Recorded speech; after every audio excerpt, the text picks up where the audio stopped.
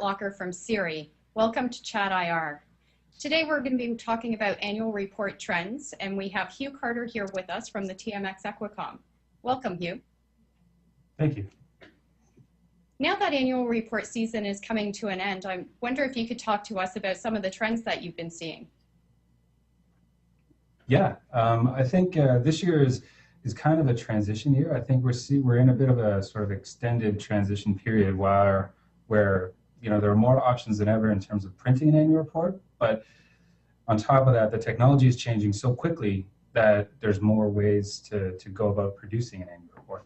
And we can kind of break down the trends by two different types. So you got print and digital. So what we're seeing in print is that companies now have the option to mail only to the people who have opted in to receive the annual report, which it can reduce printing quantities quite drastically. We have a client that 5 years ago printed 20,000 annual reports, and this year we printed 700 for the mailing.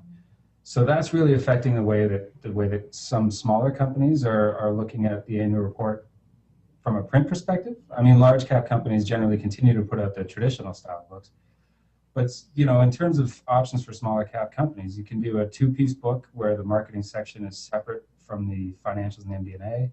You could do a pocket folder with a little bit of marketing material stitched inside, so it has a longer shelf life than the traditional annual report. And the other side of that coin is digital annual reports. So, going online is becoming a more and more popular and more cost-effective way to do things.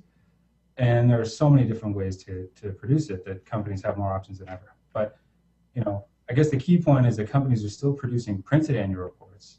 But the key thing about an annual report is, how to reach that audience. And how you can reach the audience is changing all the time. Okay. And Hugh, are you seeing any trends in terms of market cap or industries that they're leaning towards one certain style of annual report over another? Well, I think that generally the large companies, large market cap companies are doing the traditional annual report, but they're also investing more heavily in doing interesting things online and more sophisticated things online. So you might have tools where you can log in and assemble the elements that you want to read of an annual report and download those as a single PDF. Or they may include video or other sophisticated multimedia technologies. Whereas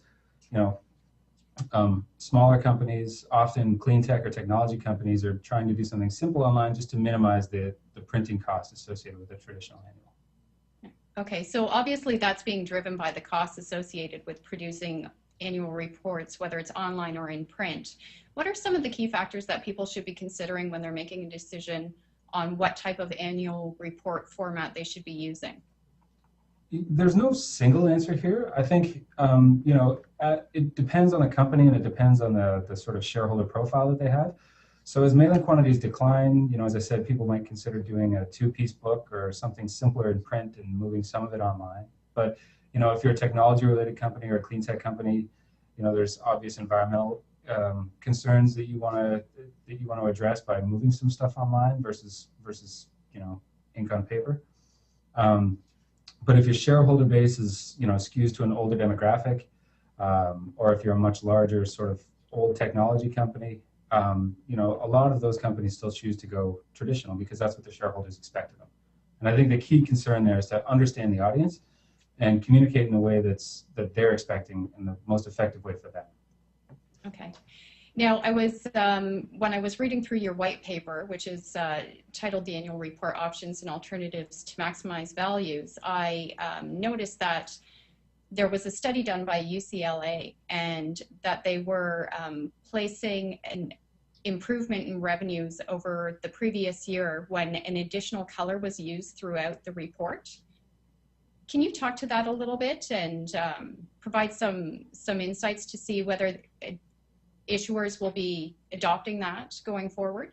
Yeah, I don't know. I hope they will. I think it's critical for companies to do something to address the investor audience, and I think that study really highlights that simply mailing your black and white MD&A and financial statements is not really cutting it in the eyes of a lot of shareholders, or perhaps leaving some value on the table. So I think